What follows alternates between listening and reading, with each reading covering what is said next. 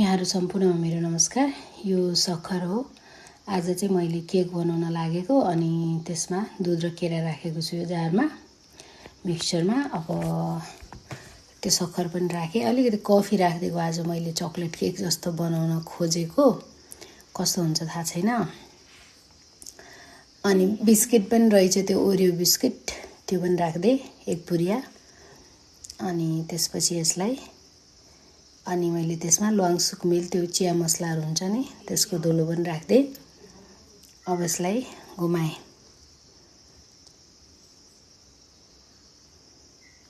राम्रोसँग फिटिनु पर्छ त्यो केरा बिस्किटहरु। अनि घिउ राख्न बिर्सेछु, अनि मैले फेरि घिउ पनि राखे एक चम्चा र अलिकति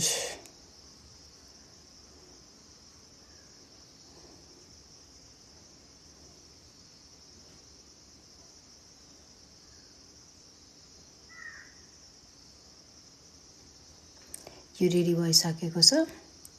अनि त्यसपछि चाहिँ मैले यता पिठो मुछ्दै थिएँ हैन, यसमा चाहिँ अलिकति सुजीको पिठो पनि मिक्स गरेको छु। अनि दुधमा मुछेको हो बेकिङ सोडा र बेकिङ पाउडर, त्यो चिया चम्चाको आधा आधा गरेर राखेको छु।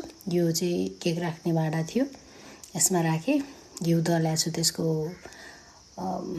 पेनमा भनौँ न। पहिला चाहिँ घिउ दले अनि यता ओभन पहिले तातो थियो, मैले राखिदिसकेँ। अनि छोपे यसको माथिको बिर्को चाहिँ वाउ पाकेछ ल। लगभग आधा घण्टा लाग्छ यो ओभनमा। अनि पाकेकै जस्तो लाग्यो मलाई, किनभने त्यो चिम्टामा केही पनि लागेको छैन। Wow, thank you.